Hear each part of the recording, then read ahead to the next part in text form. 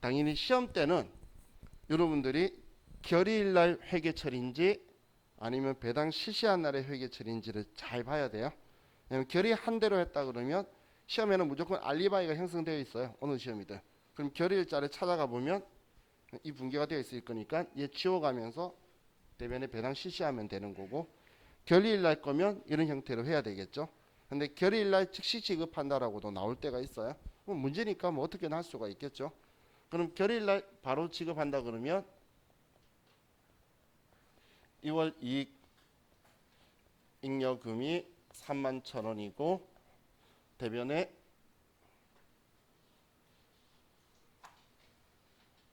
현금 배당은 현금으로 10,000원이 나가고 주식 배당은 자본금으로 10,000원 나갈 거고,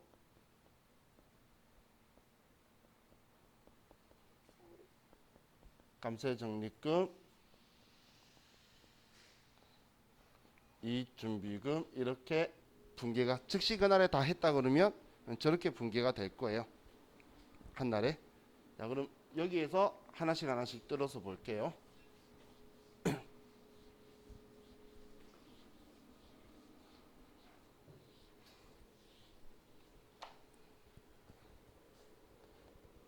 첫 번째 현금 배당만 가지고 보면 차변에 이익잉여금이 줄어들고 대변에 현금이 유출이 되는 거죠. 2월 이익잉여금이나 어차피 이익잉여금인데 타이밍의 차이 가지고 앞에 수식어 붙어 있는 거예요.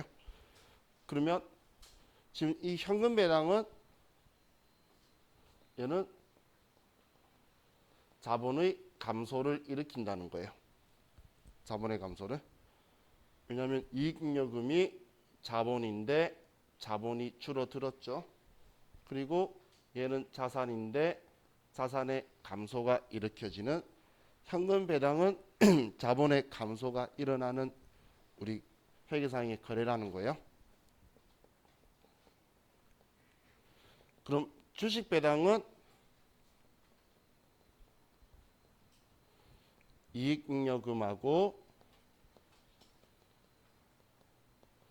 자본금 10,000원이면 차변 대변이 전부 다 자본이죠.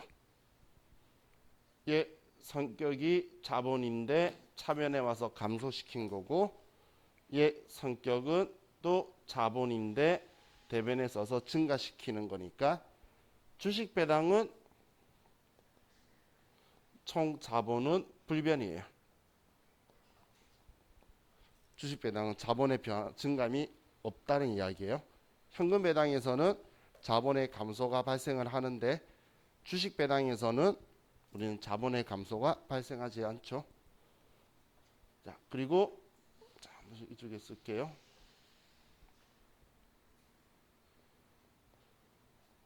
이익준비금의 자본 전입을 하면, 자본에 전입하다, 자본금에 전입하다 이런 표현이 나오게 될 건데, 자, 그 말은 이 대변에 있는 이익준비금을 자본금으로 얘네들이 전부 다 서랍 위치를 옮겨가 버리겠다는 이야기예요. 그러면 이익준비금을 지우고 자본금을 증가시킨다라는 상황을 이야기하는 거예요. 그럼 이익준비금이 10만 원이 되고,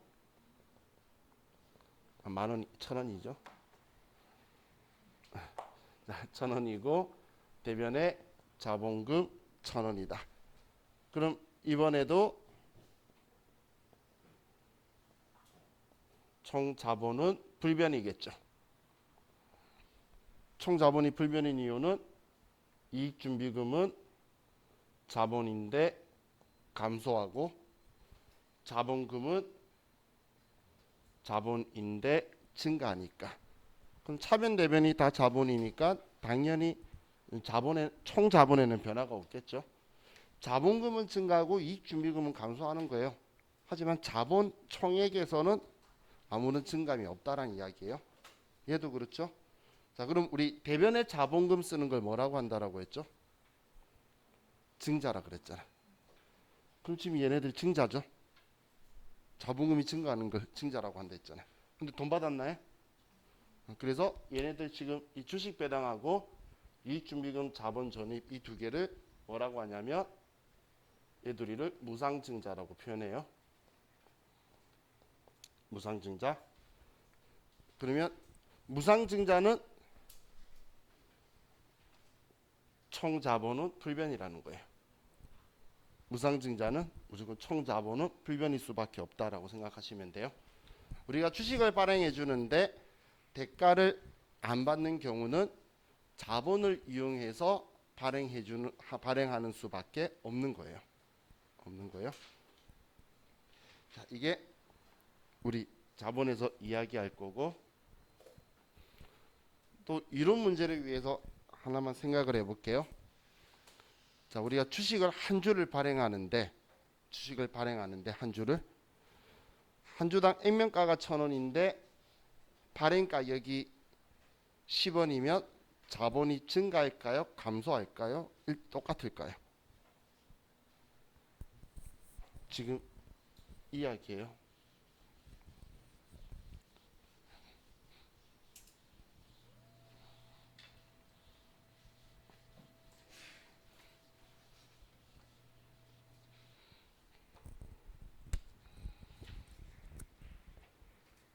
액면가 1,000원짜리 지금 시가가 10원이에요. 한 주를 발행을 해요. 그러면 자본은 증가할까요? 감소할까요? 똑같을까요? 그렇죠. 이러면 증가죠. 왜 증가냐면 유상증자. 자, 이 말은 이야기예요. 자, 분개하면 대변에 자본금 얘는 무조건 액면가잖아요. 그죠? 그리고 차변에 현금으로 10원이 들어오겠죠. 그럼 차변에 990원이 주식 할인 발행 차금이 될 거예요. 그러면 우리 입장에서는 자본은 차변에는 990원 있고 대변엔 1,000원이죠. 그럼 10원만큼 자산에 유입이 있는 만큼 자본 10원이 증가하는 거예요. 그래서 단돈 1원이라도 받는 유상증자는 자본이 증가하는 거래요. 유상증자는 앞에 무상증자는 불변이라 그랬죠. 그럼 유상증자는 무조건 자본이 증가하는 거래다라고 보시면 돼요. 그래서 단돈 1원이라도 받으면 저건 자본이 증가하는구나 이렇게 생각하시면 돼요. 자본은 뭐 이리저리 장난치면서 이야기하기가 편해서 시험 문제 내는 사람이 그냥 편하게 내는 것 같아요. 자, 이제 우리 자본 이야기는 여기까지 하고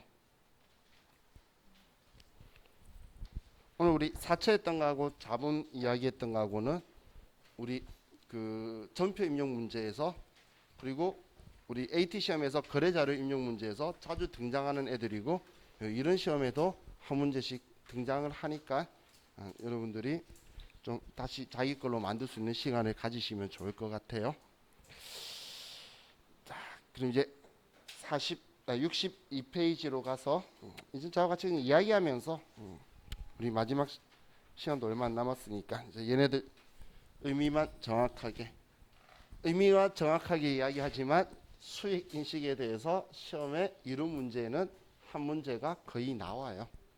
수익 인식에 대한 거 잘 나와요. 자, 그럼 자, 첫 번째 수익에 대해서 이야기를 하는데 자, 수익의 측정이라고 할게요. 뭐 정의야 우리 크게 신경 안 쓰셔도 되고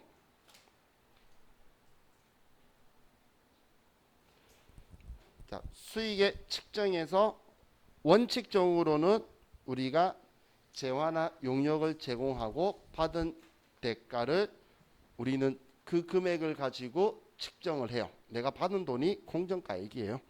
그러면 그 금액을 가지고 우리는 측정을 하게 될 거예요.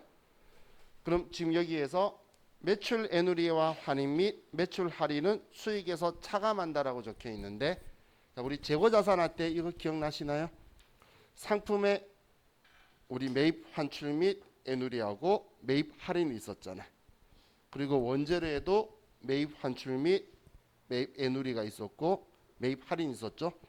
그것들은 상품이 하고 원재료의 자산의 차감 계정이었고, 우리가 제품 매출, 상품 매출이 있으면 이거에도 반대로 내가 반품을 받을 수가 있는 환입 매출 환입을 할 수도 있고, 내가 문제가 있어서 하자가 있어서 애누리 해줄 수도 있고, 또 약정에서 우리 회사가 깎아줄 수도 있겠죠. 그럼 이것도 똑같이 자기 짝지가 있어요. 자기 짝지인데 본 계정이 상품 매출, 제품 매출이니까 수익 계정에 차감 계정으로 붙어 있는 거예요. 그래서 매출 애누리 환입, 매출 할인은 우리 수익의 차감 계정인 거예요. 수익의 차감 계정. 자, 그리고 판매 대가가 장기간에 걸쳐서 유입되는 경우라고 적혀 있죠. 자, 이게 장기 할부 매출을 이야기하는 거예요. 그럼 장기 할부 매출에 대해서는 우리는 공정가액을 명목금액, 공정가치는 명목금액을 할인율로 할인하여 현재 가치로 측정한다라고 적혀 있는데, 자, 명목가액이 뭐죠? 이런 표현 한 번씩 보질 않았나요? 회계일급 세무일급 할 때도. 명목가액이라는 것, 우리 정확한 금액은 아닌데 의미를 두기 위해서 써두는 금액이에요. 그냥 한마디로 실제 금액 값은 아닌데 표현을 해서 사람들이 인지할 수 있도록 쓰는 거예요. 자, 예를 들면 우리가 3,600만 원짜리 물건을 36개월 할부로 팔아요. 그럼 한 달에 100만 원씩 받기로 한 거예요. 그럼 3년에 걸쳐 가지고 파니까 장기 할부 매출이죠. 그럼 이 3,600만 원 팔았다라고 지금 이야기하는데 이걸 명목가액이라고 표현할 거예요. 그럼 이걸 왜 명목가액이라고 표현하냐면, 실제는 내가 1년에 1,200만 원씩 받는다면 1년 뒤에 1,200과 2년 뒤에 1,200과 3년 뒤에 1,200은 금액이 틀리다, 가치가 틀리다는 거예요. 그럼 3,600으로 보지 않겠죠. 그럼 이걸 이 앞에 했던 현재 가치로 전부 다 돌려버릴 거예요. 그럼 그 금액으로 측정을 해서 수익을 인식할 거다라는 말이 지금 이야기예요. 혹은 우리 그 부가가치세 신고서, 그 부가가치세 매입 매출 전표할 때, 자, 우리가 관세를 그 세관한테 수입세금계산서 받을 때 부가가치세 5천만 원을 내야 되면 5억 원이라는 세금계산서를 받게 되죠, 공급가액에. 근데 이 5억 원이라는 돈은 실제적으로 존재하는 금액인가요? 부가가치세 5천만 원을 주고 부가가치세를 환급받을 수 있도록 세금계산서 발행해 주려고 만든 가상의 금액이죠. 물건 가격은 내가 얼마에 샀는지 세관장은 관심이 없어요. 외국 회사한테 그냥 주는 거고, 세관장은 자기들이 가지고 있는 관세, 과세가격, 관세, 교통에너지 환경세, 주세 이런 모든 세금을 다 더해가지고 그게 10% 받겠다는 거니까 5천만 원이 가상의 금액이 되는 거예요. 그런 걸 명목가액이다라고 표현하는 거예요. 자, 그럼 지금 얘는 이걸 현재 가치로 측정을 하고 그러면서 뒤에 돈을 받게 될 거잖아요. 그 늘어나는 돈만큼을 이자 수익으로 처리를 할 거다, 그런 이야기예요.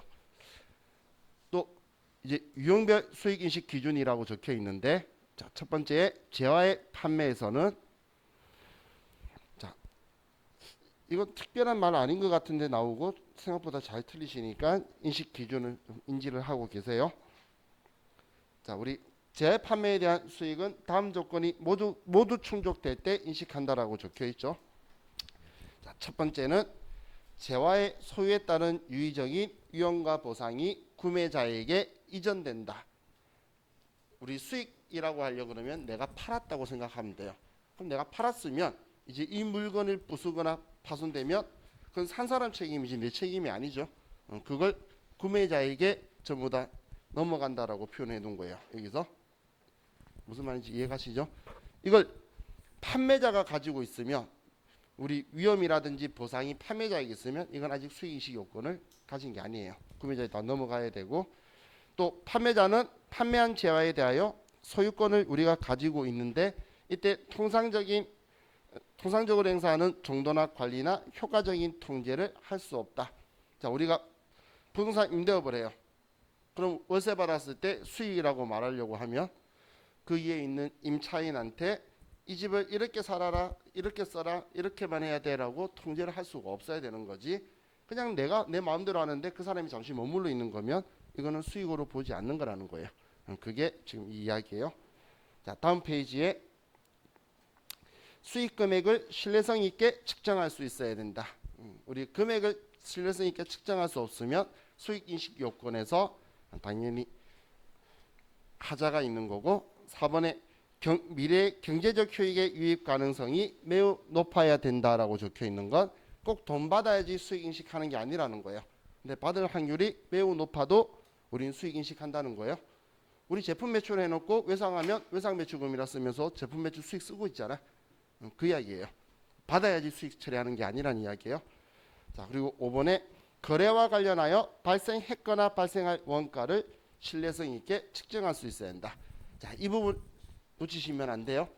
수익 인식 요건에 그 대응 원가를 우리가 신뢰성 있게 인지할 수 있어야지만 수익을 인식할 수 있는 거예요. 그 원가를 신뢰성 있게 측정할 수 없으면 우리는 수익 인식 요건을 불충족시키기 때문에 이거는 수익으로 인식하면 안 돼요. 자, 다시 한 번 더 보세요. 앞 페이지에 방금 제가 이야기한 5가지를 모두 충족할 때 수익 인식하는 거예요. 방금 이야기한 한 개라도 부정확하거나 정확하지 않으면 이건 수익으로 인식하지 않고 주석에다 적어둘 거예요. 주석에다가.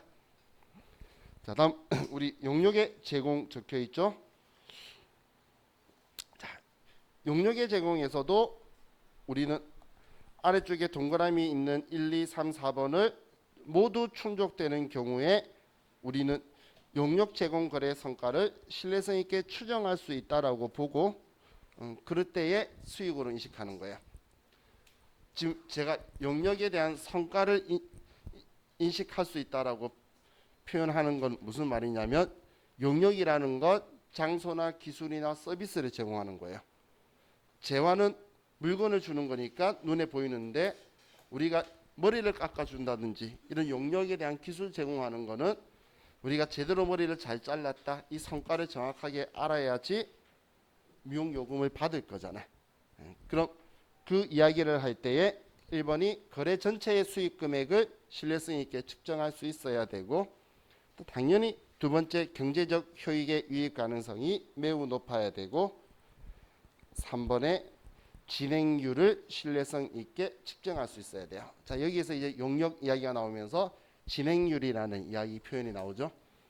자, 그럼 우리 용역이라는 거에서는 진행률이라는 걸 표현을 하는데, 이 진행률을 계산을 할 때 우리 대응 원가를 가지고 진행률을 계산할 거예요. 그래서 4번에 이미 발생한 원가 및 거래 완료를 위하여 투입해야 할 원가를 신뢰성 있게 측정할 수 있어야 된다가 4번에 적혀 있는 이유가 이 원가를 가지고 진행률을 측정할 거라서 그래요. 자, 그럼 이 아래에 동그라미 아니고 나를 이용해서 계산할 수 있다라고 하는데, 가가 총 예상 자금량 대비 실제 자금량의 비율이라고 적혀 있죠. 자, 이 진행률로 수익 구하는 거 공식을 간단하게 볼게요.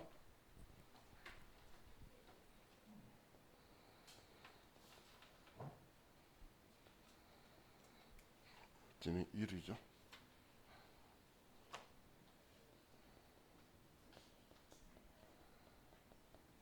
자, 진행률로 수익 인식하는 것 일반적으로 우리 시험에서는 공사 수익금을 진행률로 수익을 인식할 거예요. 그러면 이 진행률을 어떻게 산정할 거냐면,